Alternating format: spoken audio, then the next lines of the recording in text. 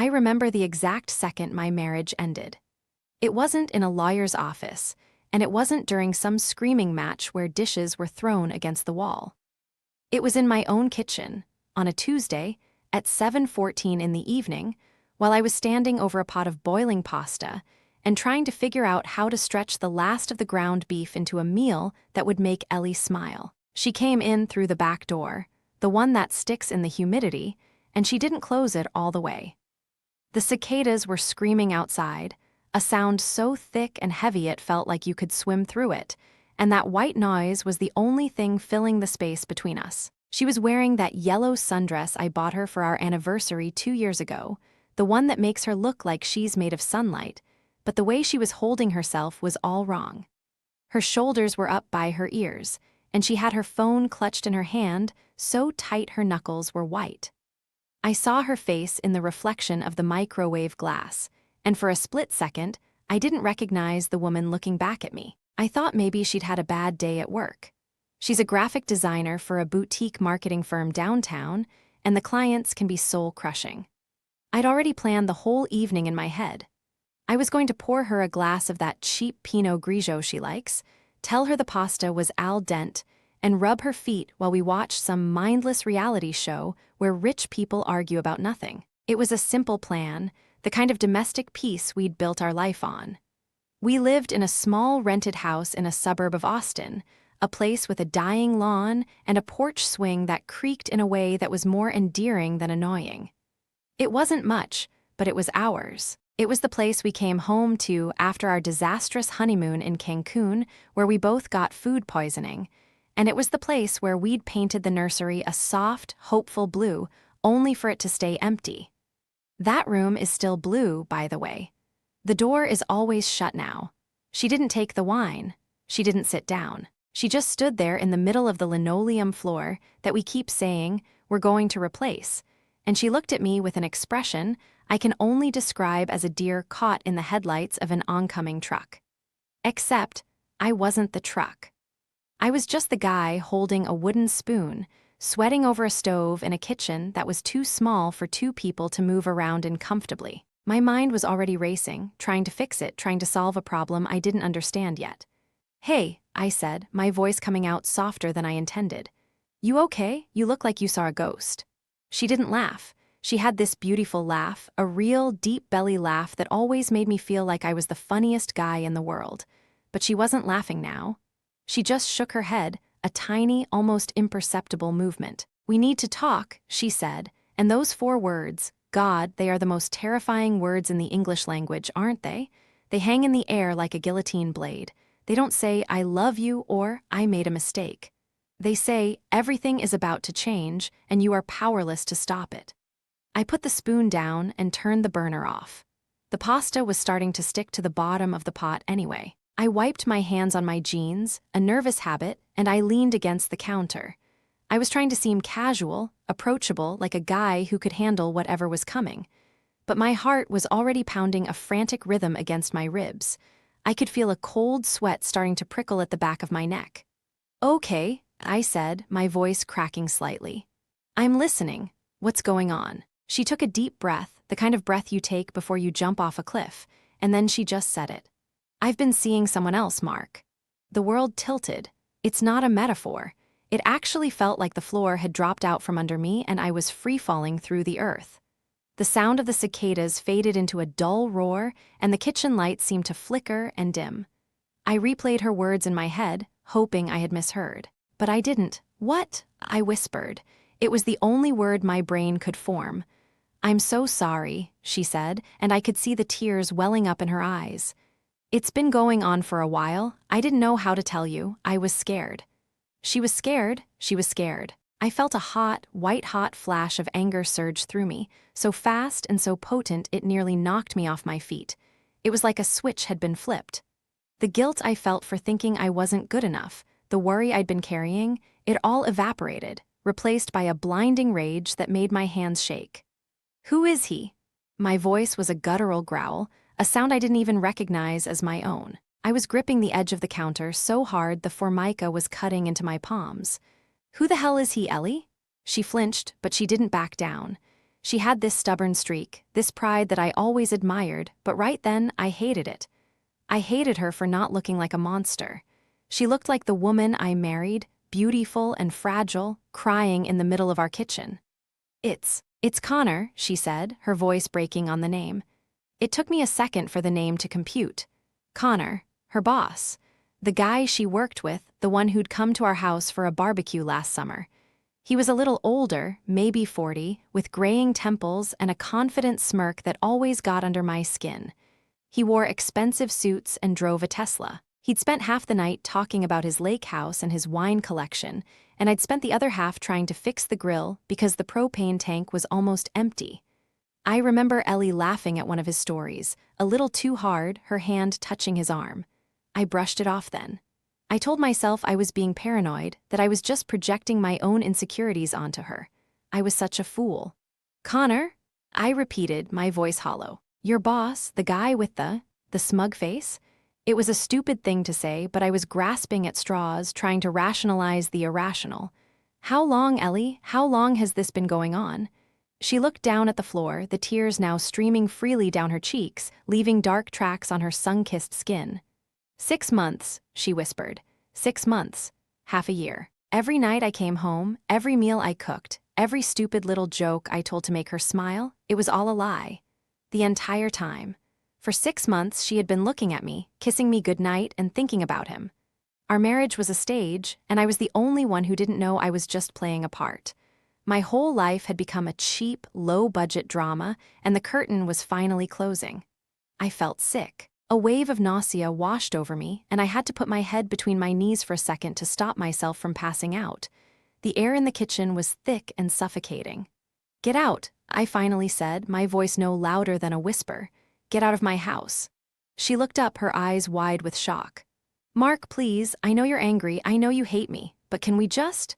No, I cut her off, my voice rising. The dam was breaking. You don't get to can we just me. You don't get to stand in my kitchen in my house after you've been sleeping with your boss for 6 months and ask me to talk about this. Get out. Go to your mom's, go to a hotel. I don't care. Just get out of my sight. For a moment, I thought she was going to fight me. I wanted her to. I wanted her to scream back, to give me a reason to unleash this fury inside me. But she didn't. She just nodded, a small, defeated nod, and she walked out of the kitchen. I heard her go into the bedroom and open the closet. I heard the sound of drawers opening and closing. And then, a few minutes later, she walked back through the kitchen, dragging a small suitcase behind her. She didn't look at me. She just walked out the back door, the one that still sticks in the humidity. She left it open again, and I was alone. I stood in the middle of the kitchen, surrounded by the silence.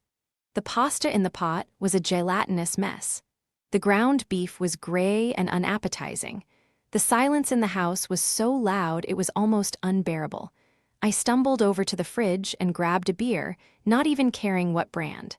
I twisted the cap off and drank half of it in one long, burning gulp. Then I sank to the floor, my back against the cabinets, and I sat there in the dark, the cold beer bottle sweating in my hand.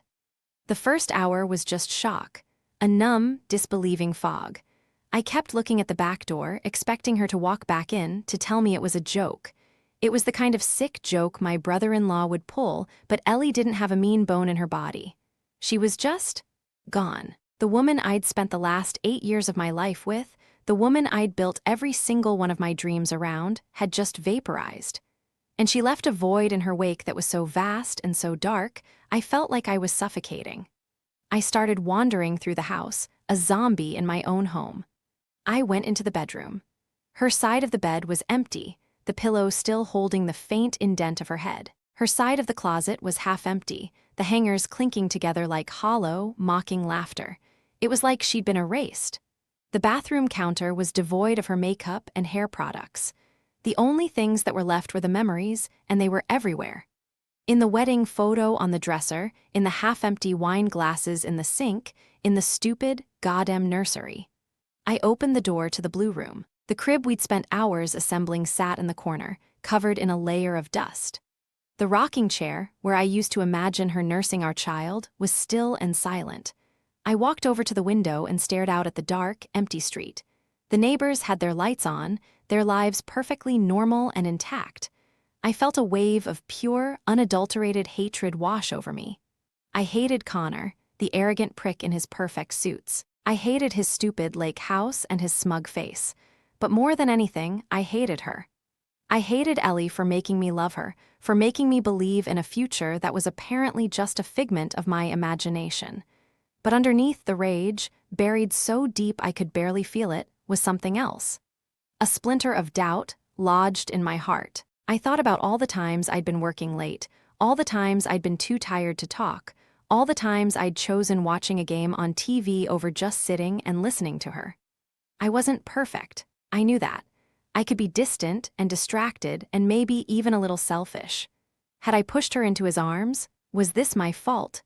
The thought was so corrosive, so poisonous, that I felt my sanity begin to fray. I was drowning in it, this toxic cocktail of betrayal, rage, and an abyss of self-loathing. I wandered back into the living room and collapsed on the couch. I didn't turn the TV on.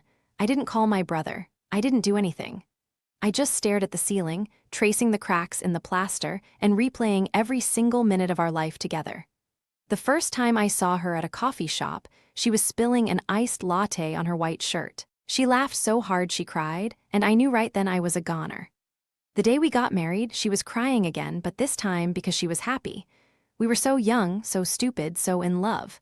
It was a love I could still feel, a phantom limb that ached and throbbed with every beat of my heart. The hours crawled by. I must have fallen asleep at some point because I woke up with a start, a deep, bone-chilling cold in my chest. The sun was starting to come up, casting a weak gray light through the living room windows. I felt a sticky wetness on my hand and looked down. The beer bottle was empty, but the condensation had soaked the leg of my jeans. My neck was stiff and my head was pounding.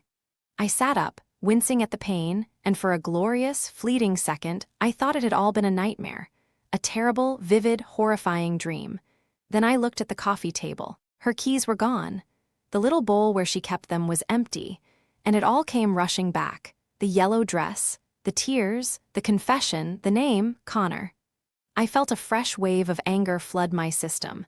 It wasn't an abstract anger anymore, it was a focused, directed, specific fury. I had a target now. I knew his name, I knew where he worked, and I knew what he had taken from me. I got up and walked to the kitchen, stepping over the mess I had made the night before. The pasta pot was still on the stove, the water evaporated, leaving a crusty residue on the bottom. I opened the fridge, but I wasn't hungry. I just stood there, letting the cold air hit my face. I looked at my phone, which was sitting on the counter. There were no messages, no calls, not a single text. She hadn't tried to contact me. She had just left. She had ended our entire existence together with a few sentences and a slammed door. The silence in the house was a physical weight. I walked over to the back door, the one she'd left open, and I finally pushed it closed. It stuck, as always, and I had to shove it hard with my shoulder to get it to latch. The sound of it clicking shut felt like the closing of a chapter. It was the sound of finality. I turned back to face the empty kitchen, the empty house, the emptiness that was now my entire life. It was in that moment, standing in the cold morning light, that the first fragile, insane, reckless thought crept into my mind. Revenge. The days that followed were a blur of sleepless nights and endless cups of black coffee that did nothing to quiet the noise in my head. I didn't go to work. I called in sick, which wasn't entirely a lie because I felt like I was dying. My boss, a gruff man named Pete who'd seen it all in his 50 years, didn't ask questions.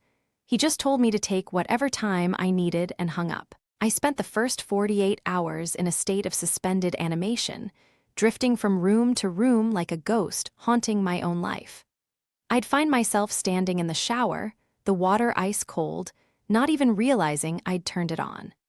I'd catch myself staring at my reflection in the bathroom mirror, not recognizing the hollow-eyed man staring back. He looked like a stranger, this man whose wife had just annihilated his entire world with 8 simple words. The anger was the worst part. It came in waves, unpredictable and violent, crashing over me without warning. I'd be sitting on the couch, staring at nothing, and suddenly I'd remember the way she'd laughed at one of his stupid jokes at that barbecue. The way her hand had lingered on his arm for a beat too long. The way she'd looked at him like he was the most fascinating person in the room, and I'd see red. Literally, the edges of my vision would go crimson, and I'd want to punch a hole through the drywall. I actually did once.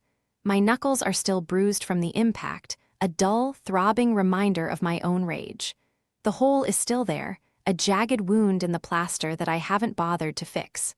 It felt right somehow, like the house was finally matching how I felt on the inside. I started obsessing over the details. I couldn't help myself.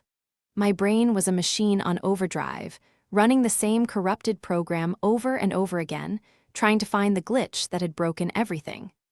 I'd go over every argument we'd ever had, every time I'd been short with her, every time I'd chosen to go to bed early instead of staying up to talk. I was constructing a case file in my head, building a narrative where I was the villain, the guy who drove his wife into the arms of another man. It was a self-flagellating exercise, a way to punish myself for my own inadequacy. But then, in the next breath, I'd pivot to fury. I'd remember that I'd never raised my voice at her, never called her a name, never withheld affection. I worked hard to provide for us, I fixed things around the house, I told her I loved her every single day. What more could she have wanted? What did Connor have that I didn't? A bigger paycheck? A better car? A personality that wasn't so wrapped up in being a good, dependable husband that he forgot how to be exciting? That last question cut deep. I'd become complacent. I could admit that now, in the cold, hard light of a Tuesday morning when the house was silent and the coffee had gone bitter. I'd stopped trying. I'd stopped surprising her, stopped wooing her, stopped making her feel like she was the most desirable woman in the world. I'd gotten comfortable. I'd mistaken stability for love, and in doing so, I'd let the fire burn down to embers. And Connor, with his expensive suits and his lake house and his effortless confidence, had come along and thrown gasoline on those embers. He had stoked a fire that I'd let die. I hated him. God, I hated him with a visceral, all-consuming hatred that scared me a little. It was a black, ugly thing that lived in my chest, pulsing and throbbing like a second heartbeat. I'd never hated anyone before. Not really. I'd had petty dislikes and mild annoyances, but this was different. This was a primal, animalistic fury that wanted to tear him limb from limb. I fantasized about it. I'd lie in bed at night, staring at the ceiling, and I'd imagine walking into his office, that sleek, modern office with the glass walls and the minimalist furniture, and I'd picture myself grabbing him by his fancy silk tie and slamming his head against his mahogany desk. I'd picture the blood, the panic in his eyes, the satisfaction of watching him crumble. It was a cathartic fantasy, a way to reclaim a shred of power in a situation where I had none. But the fantasy always ended the same way, with me in handcuffs or worse. With Ellie seeing me as a monster, confirming every doubt she'd ever had about me. I knew I couldn't do it. I knew I had to be smarter than that. But the desire was there, a constant, buzzing undercurrent beneath the surface of my daily life. On the third day, my brother Jake showed up unannounced. He let himself in with his own key, a key I'd forgotten he even had. He was the older brother, the one who'd always looked out for me, the one who'd beaten up my bullies in middle school and taught me how to throw a punch. He was broad-shouldered and balding, with a kind, weathered face that had seen its share of hard knocks. He walked in, took one look at me sitting on the floor in the living room surrounded by empty beer bottles, and didn't say a word. He just sat down next to me, his back against the same wall, and he waited. We sat in silence for a long time. Minutes, maybe longer. The only sound was the hum of the refrigerator from the kitchen and the distant drone of a lawnmower from one of the neighbors' houses. Finally, Jake spoke. His voice was low, calm, the voice he used when he was trying to talk me off a ledge. "I heard from Mom," he said. "Ellie called her. She's staying at their place." I felt a fresh surge of anger. She'd called my mother before she'd called me, before she'd sent a single text. She'd involved my family in this mess, our family, the family she'd been a part of for almost a decade. "Of course she did," I muttered, my voice hoarse from disuse. "Why wouldn't she?" Jake didn't react to my bitterness. He just kept looking forward, his eyes fixed on the blank TV screen. "She's a mess, Mark. Mom says she's barely eating, barely sleeping. She keeps crying. She told Mom she made a terrible mistake." "Doesn't change what she did," I said, the words tasting like ash in my mouth. "Doesn't change that she lied to me for 6 months. 6 months, Jake, every day, every night." Every time I kissed her goodnight, she was thinking about him. How am I supposed to get past that? I know, he said softly. I know, I'm not saying you should forgive her. I'm not saying you should do anything. I just wanted you to know what was happening. I thought you had the right to know. I turned to look at him, really look at him, for the first time. His face was etched with concern, with a deep, brotherly worry that I'd seen on him 100 times before. Did you know? I asked, the question slipping out before I could stop it. Did you have any idea? Jake shook his head immediately. No, absolutely not. If I'd had even an inkling, I would have told you. You know that, Mark. You know I would have. I did know that. Jake was the most loyal person I'd ever met. He'd never lie to me, not about something like this. I let out a long, shaky breath, and I felt the first crack in the wall of anger I'd built around myself. It wasn't a surrender. It was just exhaustion. I was so tired of being angry. It was a weight I was carrying around, a heavy, suffocating burden that was crushing me from the inside. She told me she loves me, I said, my voice barely a whisper. Right after she told me about him. She said she loves me, but she's in love with him. How does that even work? How can you love someone and do this to them? Jake was quiet for a moment. He wasn't the kind of guy who handed out easy answers. He chewed on the inside of his cheek, a nervous habit he'd had since we were kids. I don't know, he finally said. I wish I had an answer for you. I wish I could tell you there's a way to make sense of it.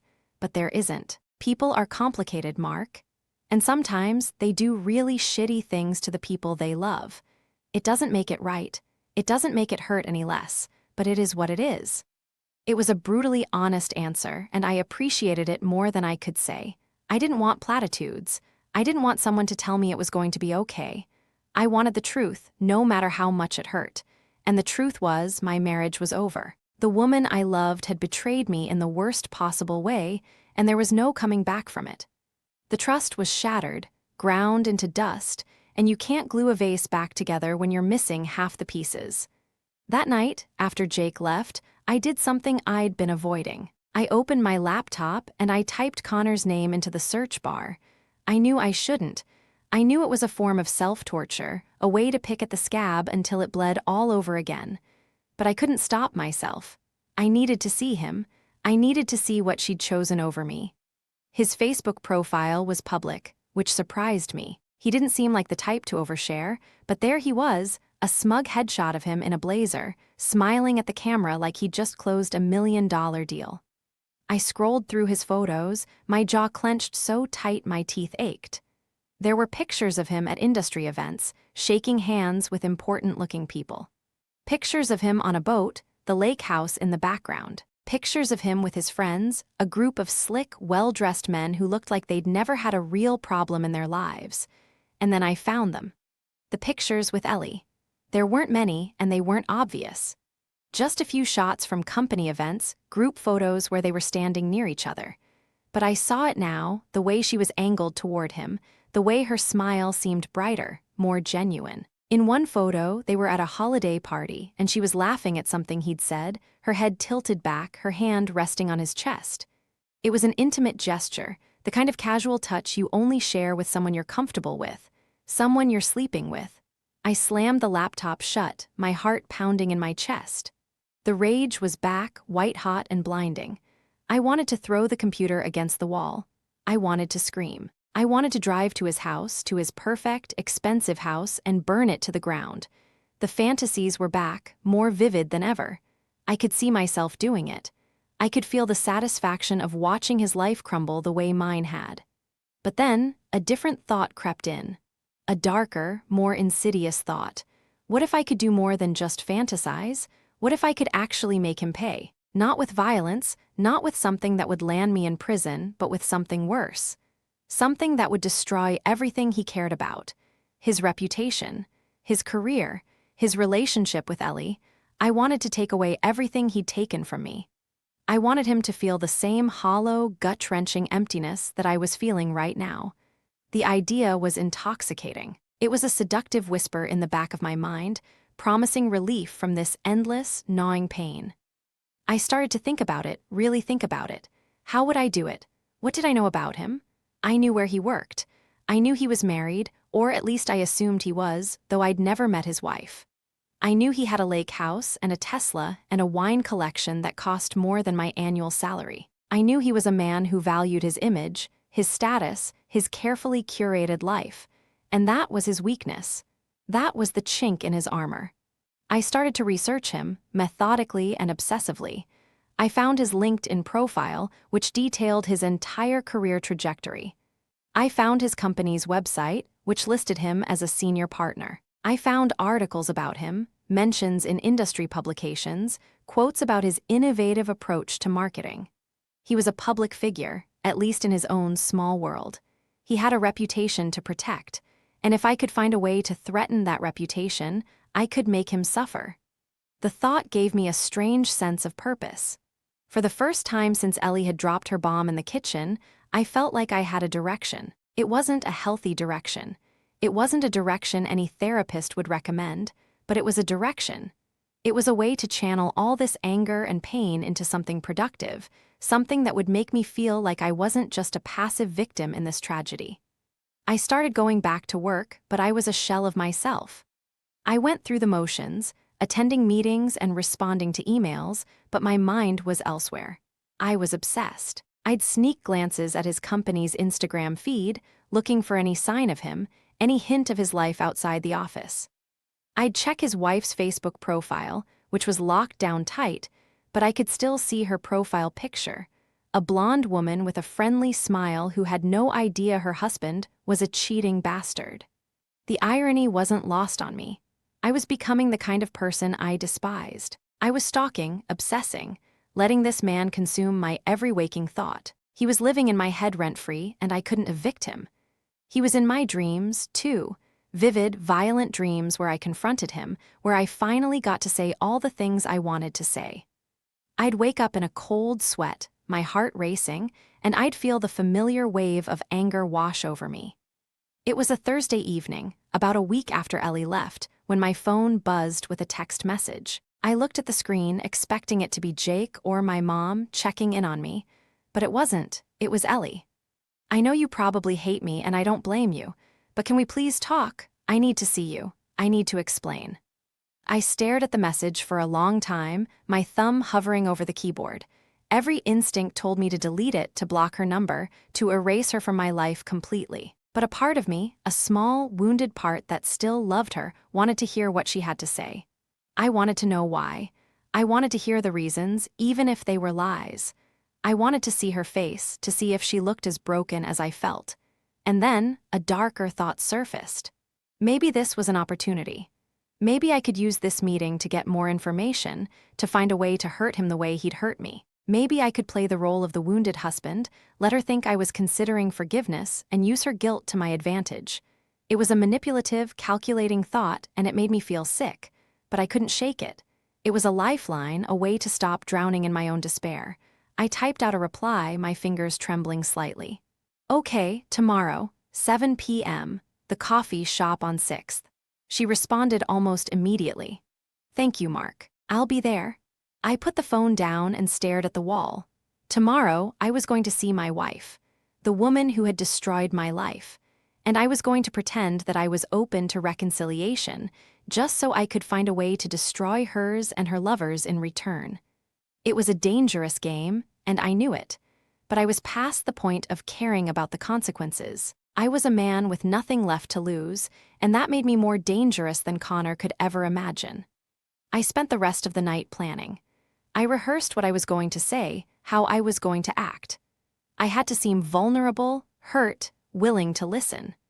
I had to make her believe that I was still the same Mark she'd married, the kind, forgiving husband who would do anything to save his marriage. I had to bury the rage so deep that even I couldn't see it. It was going to be the performance of my life, and I was determined to nail it. I didn't sleep that night. I couldn't. My mind was racing, a chaotic jumble of emotions and strategies. I lay in bed, staring at the ceiling, and I thought about the first time I'd seen Ellie. She was laughing, that beautiful, unguarded laugh, and I'd fallen in love with her in an instant. I thought about the way she'd looked at me on our wedding day, her eyes shining with tears, promising to love me forever. I thought about all the quiet moments, the Sunday mornings and the late-night conversations, the shared dreams and the whispered secrets. And I thought about how it had all been a lie. A beautiful, elaborate, soul-crushing lie. I hated her. I hated him. But most of all, I hated what I was becoming. I was turning into a monster, a cold, calculating man driven by revenge. The old Mark, the one who believed in love and trust and happily ever after, was dead. He died in that kitchen, in the moment she'd spoken the words that had destroyed everything. In his place was someone else, someone darker, someone who was willing to do whatever it took to make the people who had wronged him pay. The sun rose, casting a pale, watery light through the bedroom curtains. I got up, showered, and dressed carefully. I put on a clean shirt, the one Ellie always said brought out my eyes. I shaved, trimmed my beard, and even put on a touch of cologne. I wanted to look good. I wanted to look like I was holding it together, even if I was falling apart on the inside. I wanted to look like the man she'd chosen to marry, the man she'd thrown away for a slick, smiling snake in a power suit. As I walked out the door, I caught my reflection in the hallway mirror. I paused, staring at the stranger looking back at me. He looked composed, almost handsome. But his eyes were dead, cold, empty. They were the eyes of a man who had nothing to lose. And in that moment, I knew with absolute certainty that I was going to destroy Connor. I didn't know how yet, but I would find a way. And when I did, I would make him regret the day he ever laid eyes on my wife. I got in my car and drove to the coffee shop, my hands gripping the steering wheel so tight my knuckles were white. The city was waking up around me, the streets filling with people going about their normal, uncomplicated lives. They had no idea what I was planning. They had no idea that the mild-mannered guy in the old Honda was on his way to an execution. When I walked into the coffee shop, I saw her immediately. She was sitting in a corner booth, nursing a cup of coffee that had probably gone cold. She looked terrible. Her eyes were red-rimmed and puffy, her hair was pulled back in a messy ponytail, and she was wearing a sweatshirt that was 2 sizes too big. She looked like she hadn't slept in days, which I supposed was true. For a split second, the sight of her, so broken and vulnerable, made the walls around my heart crack just a little. I felt a pang of something that was almost sympathy. But then I remembered Connor. I remembered the photos. I remembered the 6 months of lies, and the walls slammed back into place, stronger than ever. I walked over to the booth and slid in across from her. She looked up, her eyes meeting mine, and she flinched as if she'd been struck. "Mark," she whispered, her voice trembling, "thank you for coming, I didn't think you would." I gave her a small, sad smile, the smile of a man trying to be brave. "I didn't think I would either," I said softly. "But here I am, so talk to me, Ellie, tell me why." The next few weeks were a masterclass in deception. I became an actor in my own life, playing the role of the wounded but forgiving husband while simultaneously orchestrating the downfall of the man who had destroyed me. It was exhausting, this double life, but it was also intoxicating. Every phone call with Ellie, every forced smile, every carefully crafted word of reassurance was a step closer to my goal. And I was getting closer every single day. Claire and I became unlikely allies, bound together by a shared hatred and a common purpose. We met for coffee at a quiet cafe on the outskirts of town, a place where no one would recognize us. She was a striking woman, tall and elegant with sharp cheekbones and eyes that held a depth of pain I recognized all too well. She was a partner at a prestigious law firm, a woman who had built a successful career while her husband was busy building a web of lies. The irony wasn't lost on either of us. "He's been cheating on me for years," she told me, her voice steady but her hands trembling slightly as she stirred her coffee. I suspected it, but I never had proof. I think a part of me didn't want to know. I was so invested in the image, the perfect life we'd created. I didn't want to admit it was all a facade. "I know the feeling," I said, and I meant it. I spent 6 months living a lie without even knowing it. Every night I came home, I thought I was coming home to a wife who loved me. Turns out, I was coming home to a stranger. She looked at me with a mixture of sympathy and determination. "So what's your plan? How do we make him pay?" I leaned forward, lowering my voice. "I've been doing some research. His company is about to go public. They're in the middle of a massive IPO, and everything hinges on his reputation. If that reputation gets tarnished, if the investors start to doubt him, the whole thing could fall apart. And if the IPO fails, he's ruined. he'll lose everything.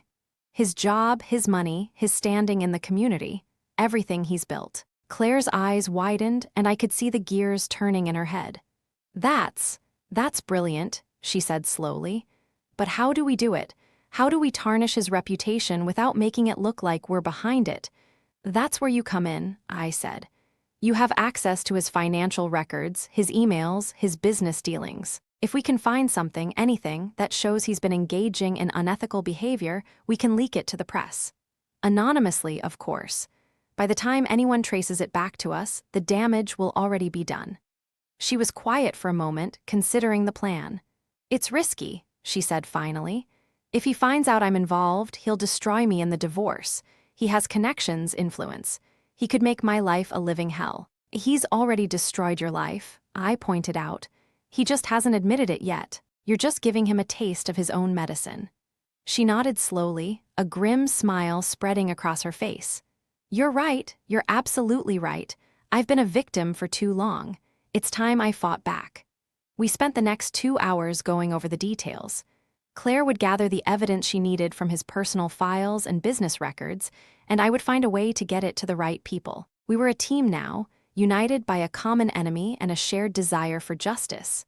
And together, we were going to bring Connor down. Meanwhile, my relationship with Ellie was evolving in ways I hadn't anticipated. She was trying so hard to make things right, to prove that she was worthy of a second chance. She'd cut off all contact with Connor, blocked his number, and even started going to therapy. She'd cook me dinner, leave me little notes, and try to initiate conversations about our future. She was desperate to win me back, and a part of me, the part that still remembered the woman I'd fallen in love with, felt a pang of guilt for what I was doing. But I pushed that guilt aside. She had made her choice. She had chosen him over me, and now she was going to have to live with the consequences. I was just the instrument of her downfall, the hand that would deliver the justice she deserved. One evening, about 3 weeks into our reconciliation, she came home with tears in her eyes. I was sitting on the couch, pretending to read a book, when she walked in and collapsed next to me. "He called me," she said, her voice trembling. "Connor, he said he misses me. He said he wants to see me. I told him no, Mark. I told him I was done with him. But he wouldn't stop. He kept saying he loved me, that he couldn't live without me. I hung up on him, but I feel so conflicted." I felt a surge of anger so intense I had to clench my fists to keep from lashing out. He was still pursuing her. Even after everything, even after she'd tried to end it, he was still trying to pull her back in. The audacity, the sheer arrogance of it, made my blood boil. But I kept my composure, my face a mask of concern. "Did you tell him not to contact you again?" I asked, my voice carefully neutral. "Yes," she said, wiping her eyes. "I told him to leave me alone, but he's so persistent, Mark. He's always been like that. He doesn't take no for an answer." I put my arm around her, pulling her close. "You did the right thing," I said soothingly. "You told him you were done. Now we just have to make sure he understands that. I'll handle it." She looked up at me, her eyes filled with gratitude. You'll talk to him?" "No," I said, shaking my head. "I won't talk to him. I'll make sure he never bothers you again. Trust me."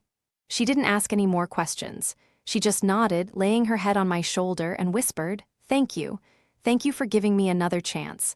I promise I'll never hurt you again." I held her close, my hand stroking her hair, and I felt nothing. No warmth, no love, no sense of connection. She was just a prop now, a tool I was using to achieve my ultimate goal. And I was going to use her until she had nothing left to give. The next day, I called Claire. "It's time," I said. "I need you to find something.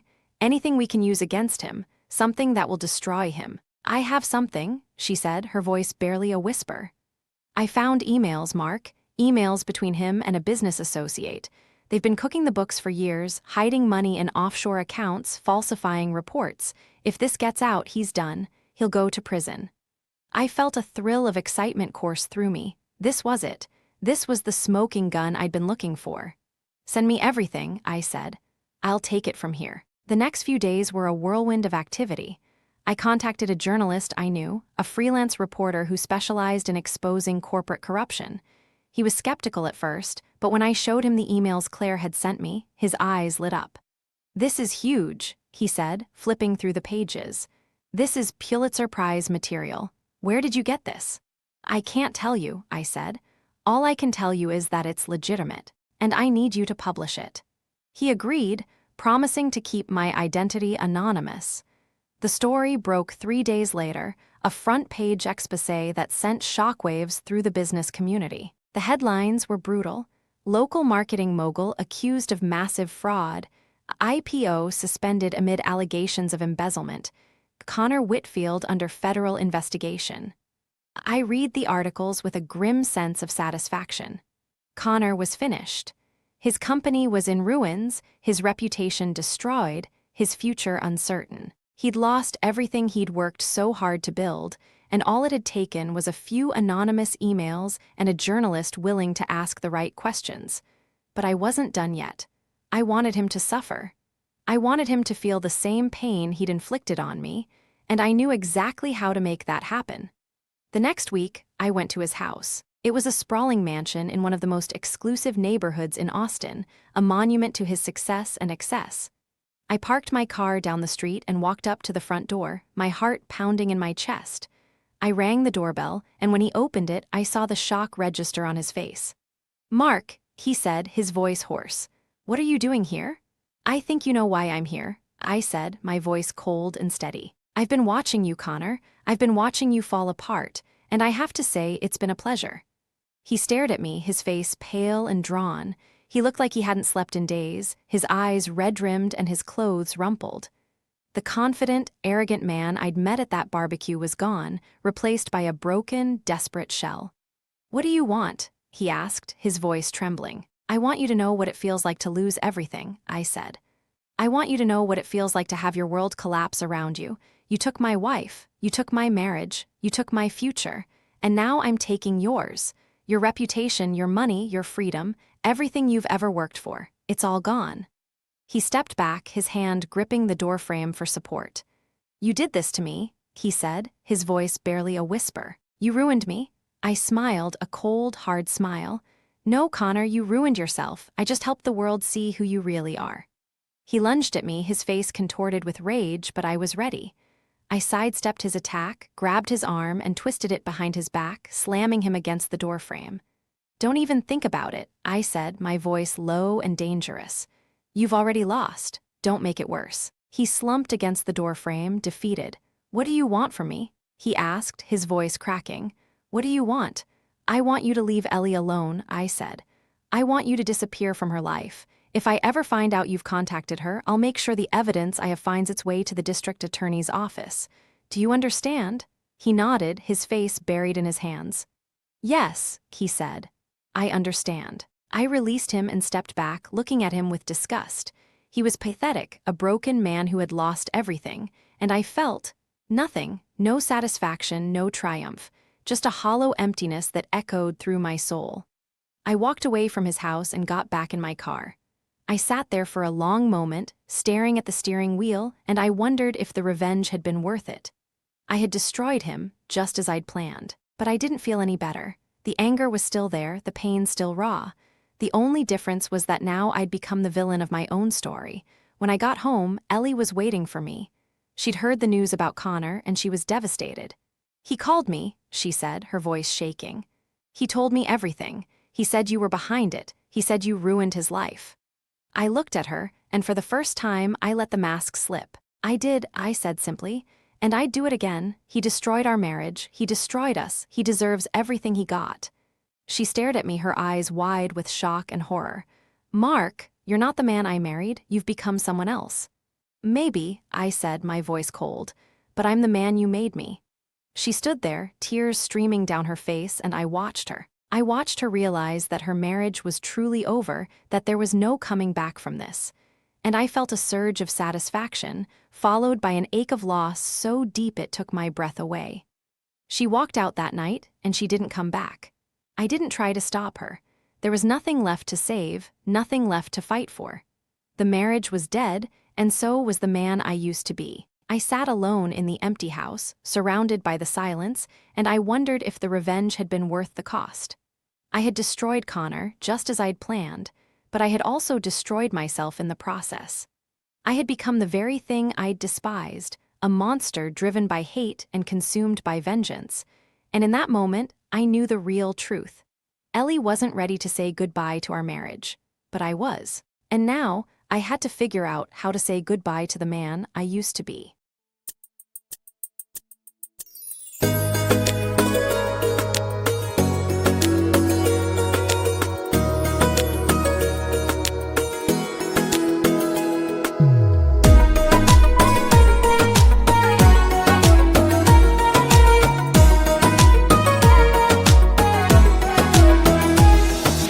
কার বাসরে ঘুমাও তুমি, কার নিয়ে চলো, আমায় রেখে কেন প্রিয়া গিয়াছ রে বলো।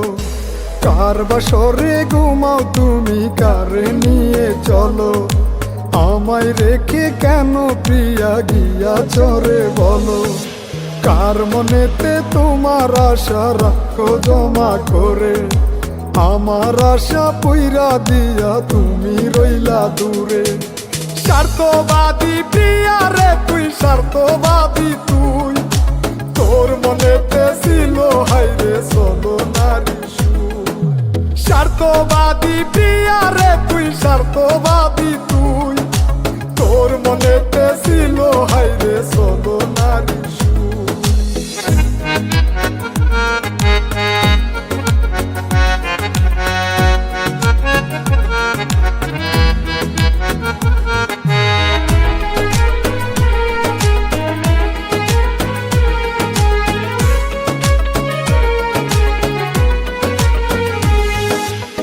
আসলে ভালো বললে রে তুই আশা গুলো দিয়ে, চইলা গেলে কষ্ট দিয়া নতুন সাথী নিয়ে।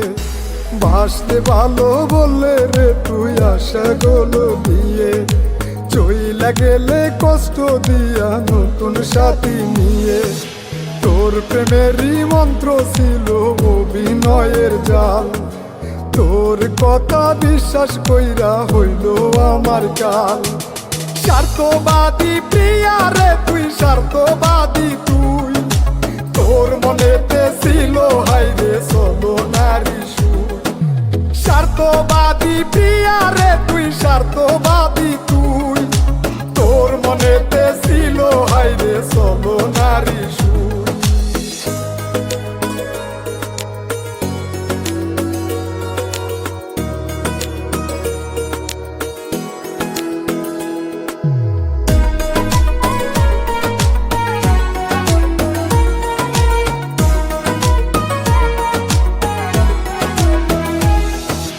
কার মনেতে বাসা বাঁধো আমায় রেখে রে, কার মুখেতে ফুটাও হাসি আমায় কাঁদিয়ে।